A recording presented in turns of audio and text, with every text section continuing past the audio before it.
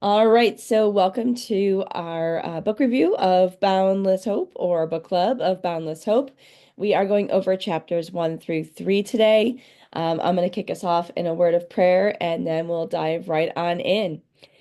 Father God, I thank you for this opportunity to meet with these Kibben leaders from all around the world. God, I pray that you will just bless our conversations.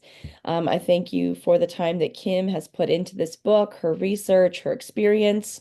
Lord, I pray that as we read this, that we keep our minds open to learn something new and to really challenge and stretch ourselves, Lord, to meet the needs of these families right here in our own backyards. God, I pray that we really just open up ourselves to do something new, Lord, and be the hands and feet of Jesus to meet these families where they are at.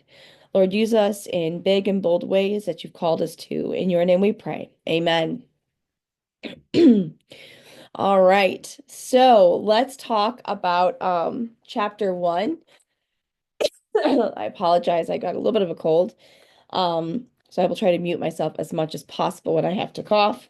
But let's talk about chapter 1 with lessons from kids. And I don't necessarily go over all the questions I post. Sometimes I just kind of pick a few from each chapter. That way we don't get stuck on one chapter for our whole time that we chat. Um, but I think one really good one to kind of kick off with um, is a child's behavior is often rooted in their past experiences. It's the first question, not just the present situation. How can you apply this perspective when faced with difficult behavior in children, and how might it change the way you respond? So let's start off with that very first question from chapter 1, Lesson from Kids.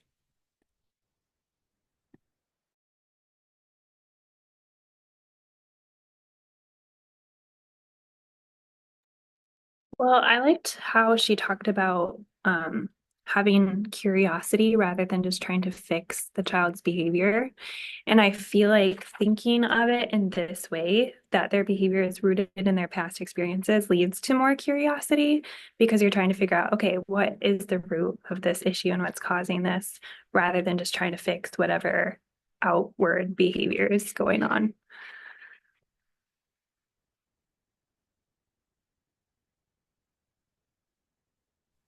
So we have about 40 kids in our program. And our second and third grade class is 11, 12, 12, 12 second and third grade boys. And love all of them to death. But that's the class where five of the kids in that class um, have underlying issues. And I think for a couple of years, I was just like, oh my gosh, why does Micah do that? Or why does Brady do that? Or, whatever. And I read the Robert and Lori Crosby book about reaching hurting kids, and it really started to make me curious, like you said, Elena. And so I went to the parents of these kids and I said, "Does your child have an IEP at school? Is he on any medication? Is there been a diagnosis of some kind?" And I've had two of the parents really open up to me and kind of share what was going on with their kids. And now when I'm in that Sunday school class or they're at an event, it really, really has changed my interactions with them because I know that what's happening they're not being naughty. They're just like there's stuff happening behind the scenes, and this is the way they're acting because of what happened to them in their past. One of the boys was adopted at birth and has ADHD stuff, and his parents have been trying to figure that out and finally seem to have a balance on the medication and stuff. Um, and it's just given me more compassion, I think, for those kids and for their parents, asking, being curious and getting answers and going, oh, and then passing that on to my teachers and saying, look, this is why those kids are acting like that. there's reasons they're not being naughty. How do we come alongside them and support them? And when they're being disruptive in class or whatever, how do we change how we respond to them instead of reacting like, can't you just sit still and be quiet? That kind of thing. So yeah, I loved that question about being curious rather than judgmental.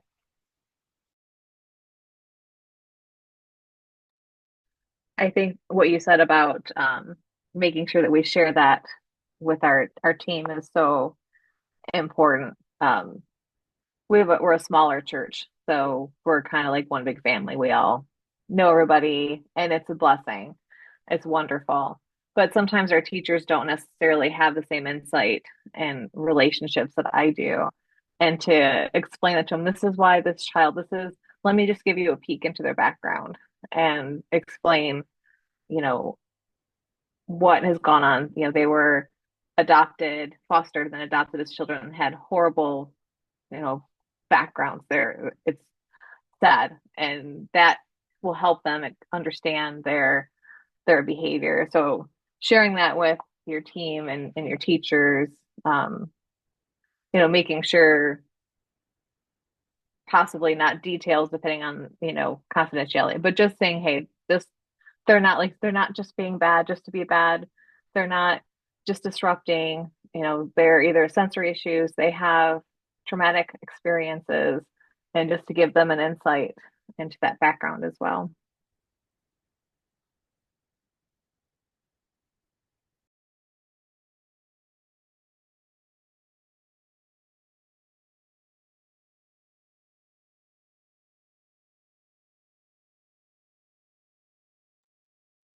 And I think too, when you, and I mean, I don't know which chapter it was, but when she talks about, when you make those like true connections with kids and their families and you provide that uh, safe environment for them and you make them feel loved and secure, um,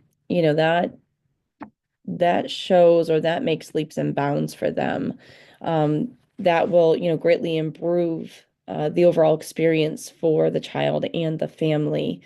I mean, you're still gonna have, probably rough times and rough experiences, but I think when you can create a true relationship with those families and with that child, that will help in those hard experiences. So like you're saying, all of you have said, it's not just, Bobby being bad, it's the knowledge of Bobby having a hard past and okay, well, how can we help Bobby today? How can we help him adjust to the environment?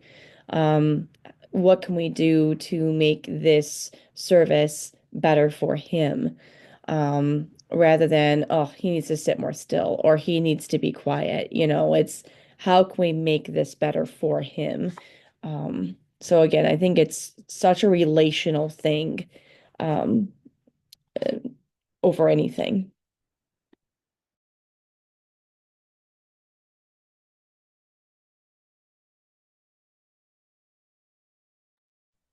Finding the reading of this book very timely because we're having major construction on the road that our church is right off of. In fact, they're going to close the road at some point this summer, and we can't have our kids camp or our vacation Bible school on campus. So we're taking it off campus to two different uh, locations in our city. And one of them is a park there's a bunch of Section 8 housing over there right by the park apartment buildings. And we're going to target that area, those homes and apartment buildings and things.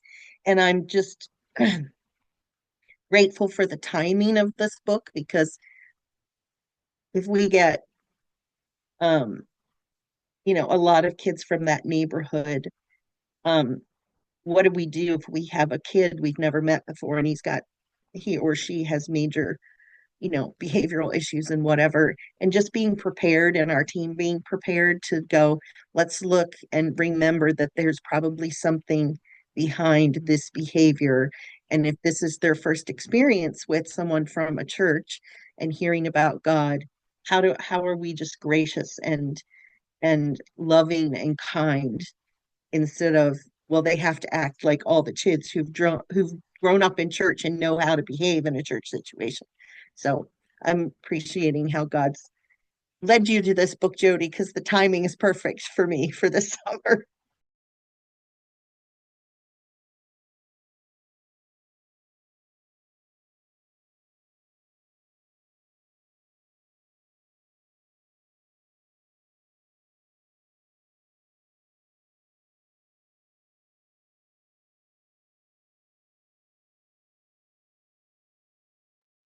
Well, let me ask you guys this, because we do this often too. Is there something that you guys read from chapter one that really stood out to you that you highlighted, that you're like, yeah, this is like my definite takeaway or something that really touched your heart from Kim's writing?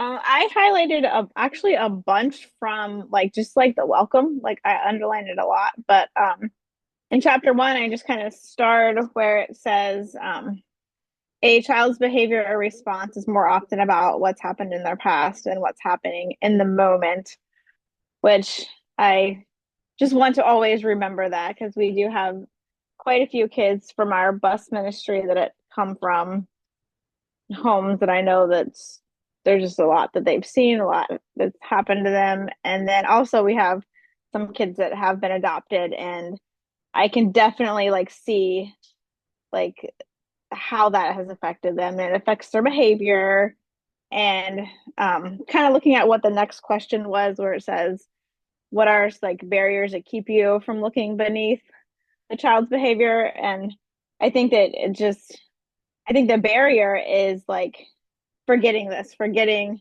to think about, you know, their past and their trauma and all that. And, you know, you're just trying to like diffuse the situation so that it doesn't escalate or so that the other kids can learn or whatever it is. So I just want to make sure to always remember that like it's probably not like that they're mad at you because they got the wrong snack, you know, so it's bigger than that, you know, that kind of thing.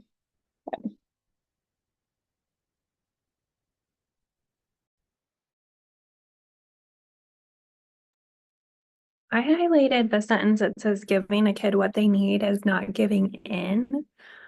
Because I think I have a lot of volunteers, particularly it seems to be my older volunteers who, if I give a kid a fidget toy or we take them to the sensory room for a break, they really view it as like in her paragraph right above that, she said, some volunteers thought I was giving him to him, spoiling him, which I feel like is a lot of the times how my volunteers perceive certain things.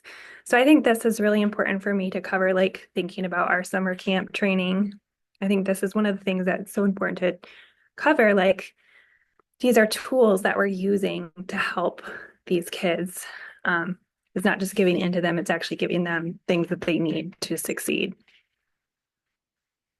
Yes, that's another one that I had underlined too. And I dealt with that. It's probably almost a year ago now, but we had a kid that just gave us so much problems. But we knew, I mean, I knew his family situation. There's no dad in the picture. Mom's working as many jobs as she can. You know, she's not even around a lot.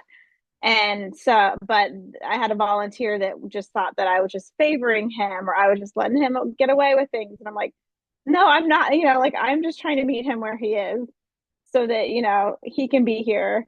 But it was a hard, like I had to meet with that parent for coffee or that volunteer for coffee and just like talk it through, you know, share my heart with it. You talk to, you know, like what are some like realistic discipline things even because, you know, there were some like safety issues that he was doing, you know, so we feel like we're at a much better place now, but like it is hard to like get your volunteers sometimes on the same page when you're dealing with that sort of thing because they're like, nope, they got one chance, that's it. I'm like, no, like it's not honest, but it's better now. Yeah, I totally agree, and that brings me to page 22. There's two things I highlighted in this page. Right in the middle of that second paragraph, it says, "There comes a point where we need to stop pulling people out of the river. We need to go upstream and find out why they're falling in. And I love that. I'm like, yes, like we can't keep just solving the problem after it happens. We need to get to the base of it, the core of it. And we all know that answer is Jesus. And we need to be feeding the gospel into these kids and their families. But then like the next line, I'm like, this is the answer to those parents or those not parents, the adults that are like, well, they just need to sit still. Well, no.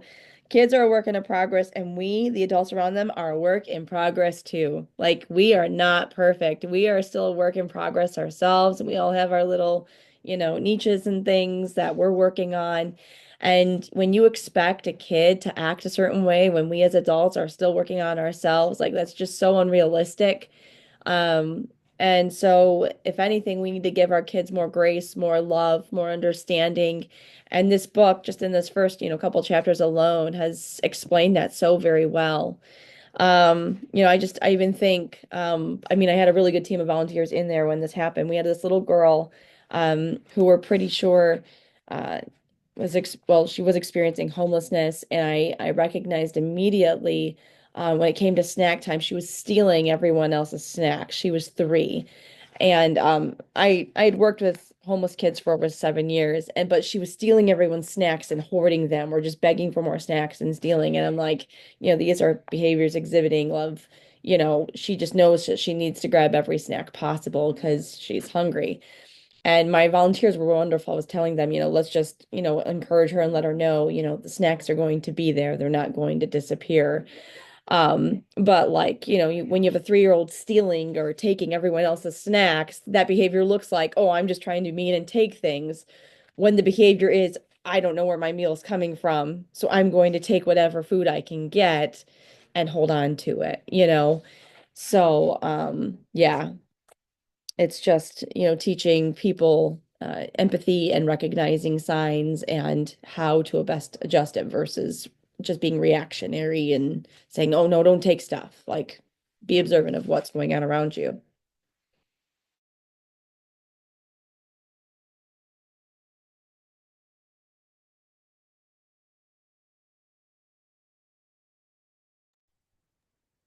I was struck on page 23 about the power of our words, the second paragraph down on that page, and how our words can help to reshape a person's beliefs about things. And I don't know that I knew this. I mean, I know I'm vaguely familiar with, the power of words and whatever, but that negative words increase activity in the fear part of our brain. I was like, oh, okay, that's interesting. And then, how positive words can strengthen and promote the way the brain functions and things like that. And that's just a really good, I'm a words person, a wordy person. Um,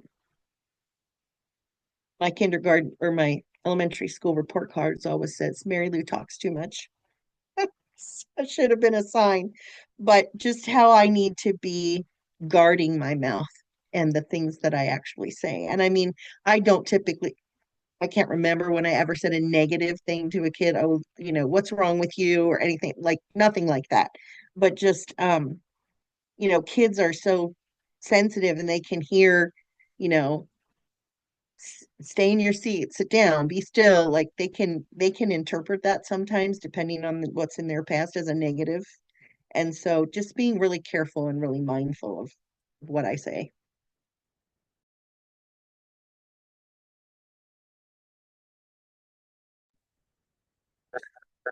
Right about that. I love the questions that she posed. What if we got curious and dug beneath that difficult behavior, attempting to identify their unmet needs? What if we had new tools to respond with, new strategies that increased a kid's felt safety? What if we could be part of replacing the lies they believed about themselves, others, the world around them, and even God with truth? I just really, I really love that part. And then on page 24, it just said the way we respond to their challenging behavior and the hope we choose for the kids in front of us will change not only them, but us as well. So, thinking of those interactions and really realizing how we're responding to them, I think just says so much. I think back to something that happened before I was in this position, and we had a volunteer talk to a family who had adopted some boys, and the boys are pretty rowdy, and but they were probably, I think they were in second grade, um, and the way that the volunteer did it was a little bit harsh and a little bit without tact, and so um, it was really hard for the family. Like I know the family, and even today I think, wow, look at how amazing their boys, are. But they decided to leave the church because of that interaction, and I think back to that, and I'm like, wow. I was like, what if we would have, done that differently? Um, like I said, I wasn't in this position, but I just think of how that affected the parents. And like she talks about a lot in the book, that was all that they were hearing. All they were hearing was negative. At school, it was really hard. At church, it was really hard. And what if our response would have been different at that point? And so we actually put something into play at that point, and we asked our volunteers to not tell our families how their kids were about behavior. Um, and we kind of just took a step back from them actually interacting with the parents as much in that way, in a negative way. And so we decided we would have a training, and we did lots of stuff. And we still do, the majority of the staff does the majority um, of the talking to the parents in that way. But it just kind of changed the way that we did things. So yeah. I agree with that.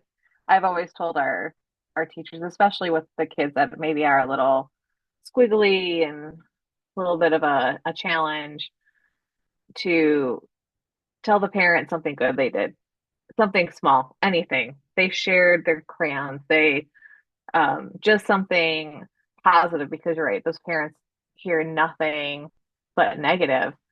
My son had a hard time in elementary school with anger, and I would always have notes home and lessons home, and it took that one teacher that focused on his positive things that just changed him, and to be that light, to give that little bit of light in there. And it affects the children too. They're used to having people talk about their negative behaviors. I know it's not quite the term I like to use, but they're what they're doing wrong, and instead of focusing on what they do right. Those words have power. And how you say it, how you talk to them, your voice, your tone, your eye contact, getting down on their level is so important, and it changes. You can see them, their expressions changing before your very eyes. But yeah, focusing on the positive, giving encouragement is so vital for kids, all kids really.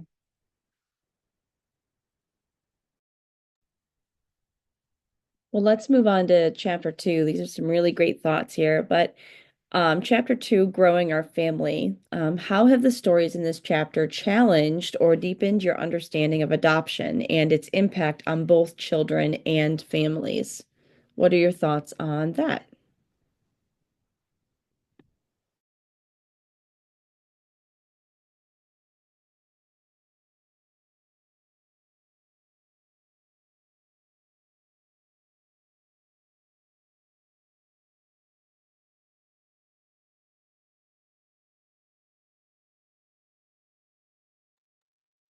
It did help me look at, we have two brothers that are adopted, and I tend to take some of like, I read like trauma informed in ministry and all that, and I tend to take those ideas and implement them more with like our kids that come on our bus ministry, because I know that they're dealing with that stuff. But I guess I never really thought about as much that those kids, even though like their dad is like a pastor, so like they're growing up in a Christian home, so a very different environment than my other kids that have some behavior stuff.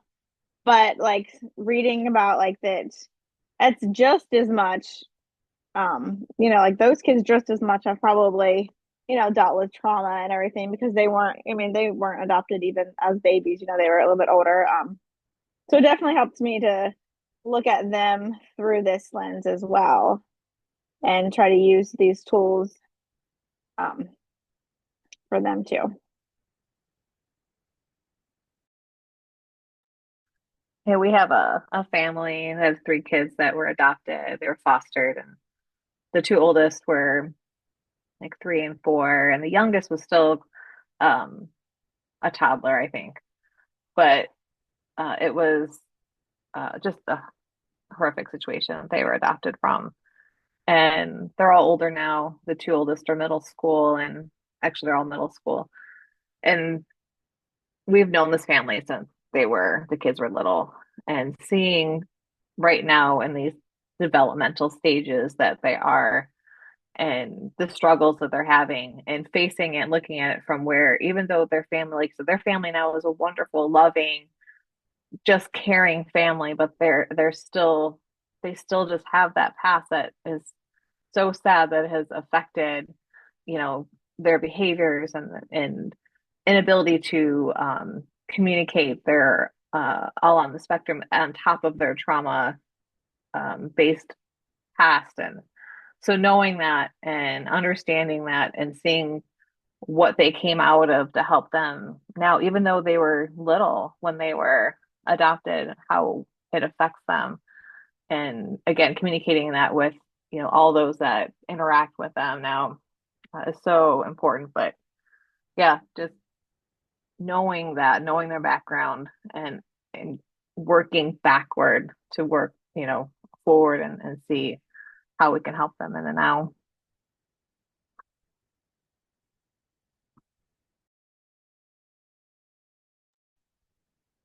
It was a good reminder for me on the last page of that chapter, page 29, um, about how the chronological age of a kid who's experienced trauma might not match their developmental age. Um, my oldest daughter, who's in her mid-20s, as I look back at behavior challenges and the way she interacts with people and things, she probably had ADHD and a little touch of autism. She's very high functioning, like you wouldn't even know. But there are things where her reactions and responses to things don't match the chronological age that she is. And it's just giving me more compassion for her in some areas. And, as I think about the kids in our ministry, it's it's a good thing to remember that even though this kid is 8 or 9 years old, in this one area emotionally, he might be acting at like a 5 or a 4 year old level. So another good thing to keep in mind for me.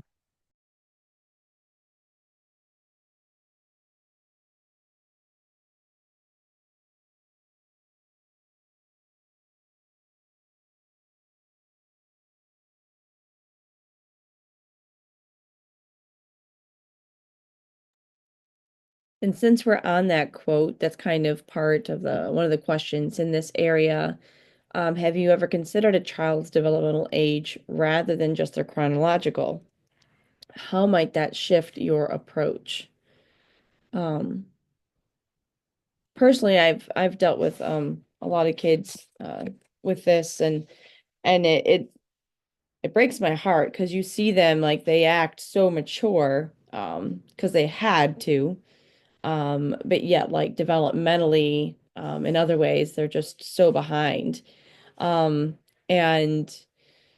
I don't know, the kids I've worked with and experienced with, um, it just makes me want to love on them more, not that we wouldn't, you know what I mean, but like it just um it's the kids I feel drawn to the most, ones that I feel like just need so much love and attention and grace and um, you know, um, the ones that, Jesus would just grab onto. It's just, I don't know.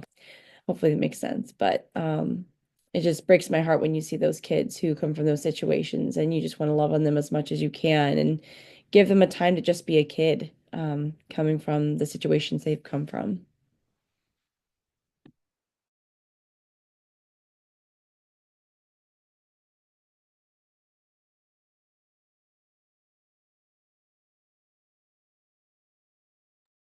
But side note, keeping in mind you might see, obviously, um, situations where they might not be handle their emotions well. They might not get their way in something, and so how they react will be very different from how other kids their age would act. So,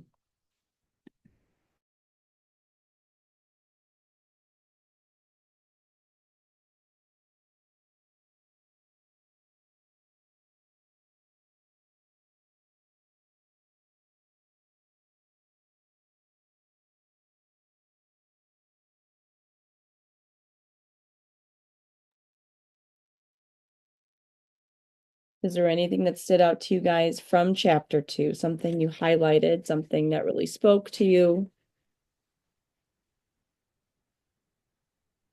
something you could relate with? I think in the same way that you've got kids who haven't been shown love and maybe they interact and connect in a way that is different from what you know to be true of, most kids or yourself or your own kids. Um, in the realm of adoption and even special needs, sometimes those parents are at a loss as well. So trying to come alongside those parents and saying, what works for you at the house, what hasn't worked for you, or to even say, hey, we did this today. And it really seemed to help because I feel like that's, we're not just here for the kids, we're here for the families in general, because we want to pour Jesus into the kids. But some of these kids, like you said, they're going back to broken homes, So in the same way that we're ministering to those kids, can we minister to the family as well? Can we help the family? Can we find ways, as we're trying to increase our toolbox, how can we transfer those tools to their toolbox or vice versa? Just having that open communication. I think that helps the kids, and it also solidifies to the parent that you're not just there for the hour, or however long. You're not just there to make sure their kids, go home in the same shape that they came in, that you're there to help them all grow and to all feel the love of Jesus and to all feel safe and secure, and that it's all a family, no matter how big or how small your church is, to try to maintain that mindset of we want the best for your family. We want the best for your kid, but we also want the best for your family because there's so much that Jesus has for you. There's so much joy and love that's out there. So how can we help you tap into that?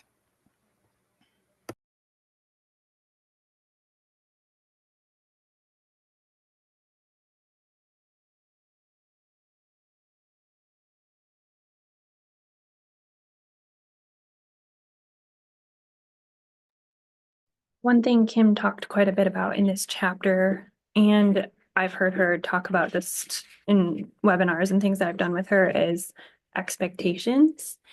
And we have a boy who is adopted, who really struggles in our environment. And recently, his mom has been sending him with her cell phone, and she'll have like a game pulled up for him and just have him play the game the whole time that he's in our environment. And at first, I had a really hard time with that, because he wasn't engaging at all with what we were doing. But reading this chapter and also just reading more of Kim's work and listening to more things that she had to say, she was talking about the goal is for kids to feel comfortable and welcome.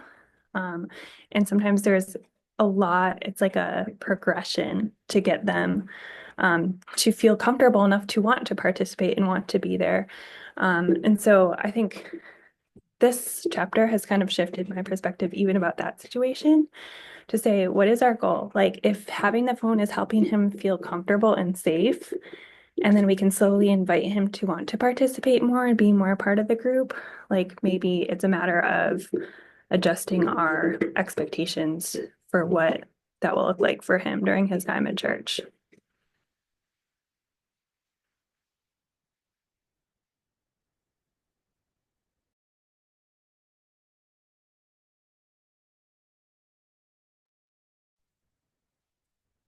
I really liked on page 27, says presence matters. Trust and healing were built slowly over time.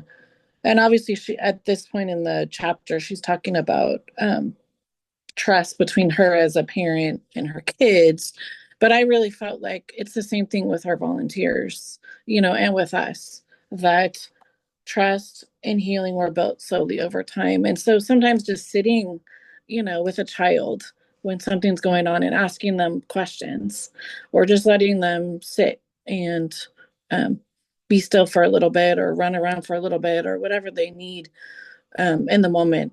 I think that helps like tremendously. Like, we had a little guy, and um, all he needed was someone to sit with him for a little bit, and then he was regulated, and then he'd go back to like being a part of the class, and it worked out really well. And just really um, spending time with them to see what they need. But sometimes we want a quick fix, or some of our volunteers want a quick fix. Like, we just need to tell them, and then they're going to be okay. Yeah, so spending time with them and really um, seeing them as an individual and not just a part of the group. So yeah. Yep, I think this is one of those mind shift changes, where it's not an instantaneous thing. It's building relationships. It's something that takes time with these types of amazing, unique kids that that trust needs to be built and their minds need to be understood, and how we reach them is different. And it might change from week to week because their minds might change week to week. And that's okay because Jesus called us to reach them. And we are going to do our best to reach them in whatever capacity that we can. Well, moving on to chapter 3 here, a place for all kids.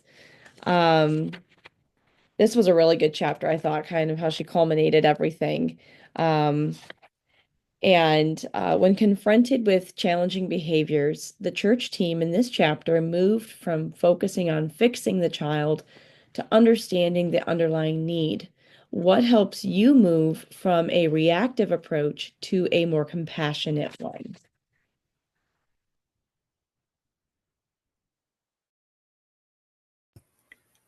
I'm gonna this is so textbook answer, but I'm really gonna say prayer, because I find myself in the morning sometimes praying on the way to work, just that we would have, as teachers, as volunteers, that we would come with an excited heart, um, and that God would give us order for where the chaos is, but also compassion, understanding. Because I mean, ultimately, we can have all the tools in the toolbox, and still things can go crazy and wacky. So, I mean, I know that's kind of the general answer, but I really feel like for me, that helps me prepare for the day, is to just bring that to God and say, put us all on your page. Help us to see kids as you see them, and hear them as you hear them, and have that grace and mercy with them, but also with their parents.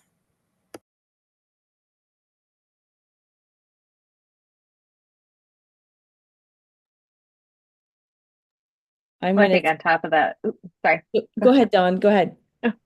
It, I mean, that makes me think of, James, be slow to speak, quick to listen.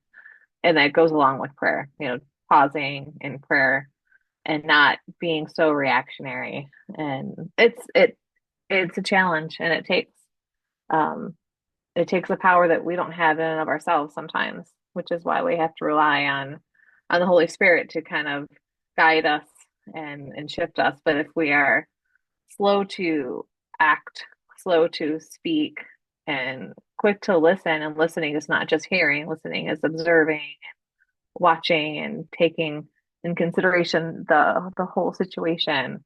That is so important, and it is learned. And I mean, I've been in my position for 10 years this year, and I can see in the past, I can reflect in the back, wow, that I handled that really poorly. And we grow. I mean, we're all a work in progress. And, understanding that this is how we have to just take a mental step back and observe before we jump to conclusions, before we jump to fixing, before we jump to action, and just really take that time to pause, to pray, to beseech God to give us the wisdom that we need to um, handle a situation. So, yeah, prayer is a textbook answer, but it's a good one.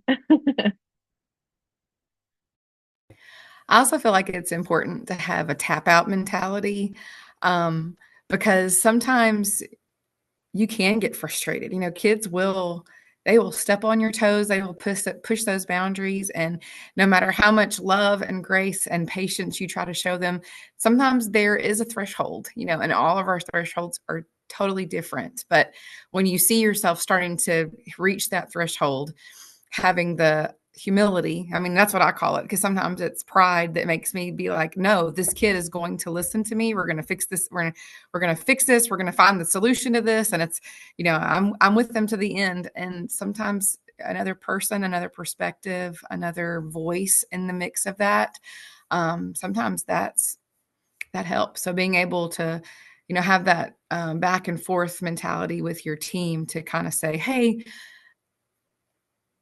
I'm starting to kind of lose my patience right now. So can you take over for a little bit? And that's, instead of be reactive, show that compassion to say, all right, I am not what they need right now, but this person is the person they need right now, and being able to pass that on appropriately. My kids have definitely taught me to be the more compassionate one. I have two neurodivergent, spicy kids. And prior to that, I was definitely raised in and taught that, and I'm totally being honest here, that ADD meant ain't doing discipline. And so very much was taught like that mindset. And so, and in college, my eyes were more open and whatnot because I went to school to be a teacher. So very much learned different. But then my two came along and they rocked my world with what neurodiversity meant. And they keep me on my toes, but they've taught me a lot of different things on how to look at kids differently. And I'm very thankful for them. And they just look at the world differently and experience differently. And because of that, I'm able to, serve and work with kids differently. And I'm thankful for that. Um, so they definitely uh, are keep me on my toes, and they help me be more compassionate for others and less reactive sometimes. At home, maybe not so much, but at church, definitely. But it's definitely hard not to be reactive, but with kids at church, they've definitely taught me how to be calm and understanding, and how to take, just a deep breath and like let's look through the eyes of their experience and what they're going through and what they're feeling, because sometimes they just can't put into words what they're feeling in the moment, and that's a really big part of what many neurodivergent kids are going through, is they just can't put into words what they're feeling in the moment. So that's been my experience.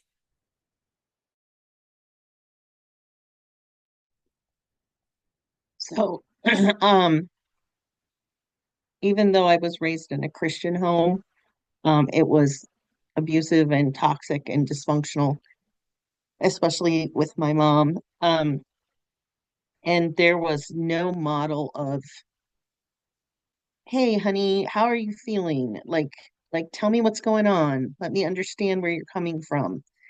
And it was just, we're going to fix you and you're going to stop this immediately. And if you don't, there's punishment, blah, blah, blah. So when I had my own kids, I kind of parented the way was parented. And I was, um, especially one of my daughters, I was abusive to her, which led to her becoming suicidal. And when we immediately started therapy, oh my gosh, I learned like what it means to pay attention to somebody's emotions and be curious and ask the questions. And major healing, God did so much, but it wasn't until I actually went through therapy for myself and with my daughter that I realized, oh, they're acting that way for a certain reason. I'm not trying to fix them. I need to understand what's going on behind the scenes. Um, and it, for me, it took professional help. Um, but it's given me now that I have gone through that with my daughters. It's given me increased empathy, not only for them because they're all 16 and above, but like the kids in my ministry, it's like, wow, I can be empathetic with you and I can be much more open-minded. And one of you said, Elena, I think it was you about having a lot of your volunteers who are older.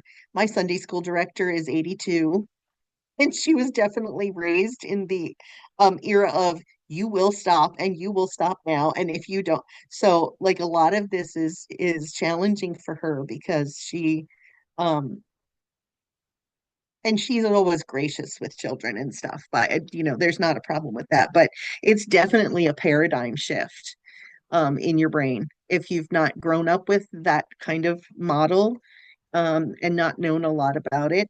um and I this makes me excited because I feel like we're getting a new pastor in a couple of months, and as our ministry grows under this new leadership, I feel like this is all setting us up for what's coming down the road as our church grows and we probably get more neurodivergent kids, more adopted kids, that kind of thing. So, um, but yeah, the middle of page 31 where they talked about we lacked empathy, and we're instead focused on fixing the kid, and then the couple sentences after that, that really stuck out to me in this chapter.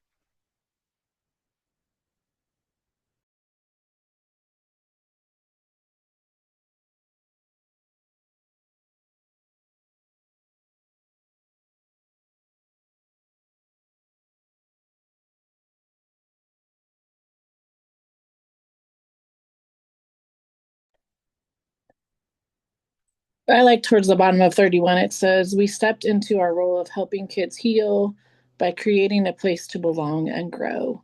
So it just made me, really think like what kind of environment is going on in the classroom and what is really happening, and am I training the volunteers to have that kind of environment where the kids can belong, a place for them to belong and grow, and every child to belong and grow, not just the ones that are easier. um how are we helping all of the kids to belong and to grow in our ministry? So yeah. I resonated with a lot of this. And y'all know that I'm a little bit different. I run the weekday preschool at our church. So we're here 5 days a week and I'm the director. And we just had another church preschool right up the road have a bunch of arrests and right from the start shut them down, and they were giving Benadryl to 2-year-olds to make them take a nap. I mean, it was just absolutely insanity. But anyway, so that gave me the opportunity to dive back into the mandatory reporting training for my staff. And the biggest thing that I was talking about is we are the biggest advocate for these kids, and we might be the safest place that they go for just the 4.5 hours that we have them a day. That we need to remember that, and everything we do is kingdom work. If you are delicate changing a diaper for somebody who has rash, that's kingdom work. If you are loving on a child who's having a really bad emotional, like big emotional day, that's kingdom work. And it may be the best moment of their day. Nobody's ever responded to them that way, but you're calm and you're peaceful and you're giving them the space to be able to express the big emotions and stuff like that. You know, like we need to be able to look out for things like that. But everything we do is kingdom work, and we have to face it that way every day. And if you know, if you can't come in here ready to face that, like let's you and I have a talk. So that I'm really really enjoying this one so far. I resonated with a lot of it.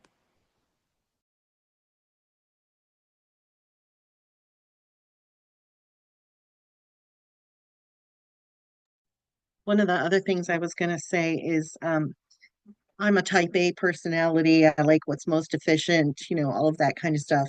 And just having realized over the last 8, 9 years that this, if you're going to be like Jesus and you're going to be curious and you're going to be empathetic and compassionate and whatever, the time it takes, and we have our agendas and what we want to get done in the class, or, thinking when I was homeschooling my girls, like, we got to get through all these lessons today. So I don't have time to stop and figure out what's going on behind your behavior, that kind of mindset. And it really does take time to slow down and do all of this.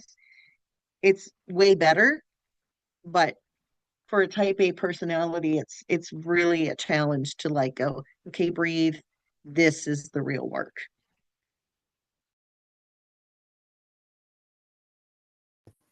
I homeschool my daughter too, and I struggle with the same thing. It's like, no, we can't go do this. We got to finish our work. And then looking back, I'm like, oh, I wish I had just kind of chilled out a little bit. I love how she ends chapter 3 with that quote of the most therapeutic experience, the most healing happens outside of formal therapy. Most healing happens in community. And again, all I keep hearing as we've read these first 3 chapters is relational, relational, relational. It's not a quick fix. It's not, here's a fidget, here's, turn on a screen.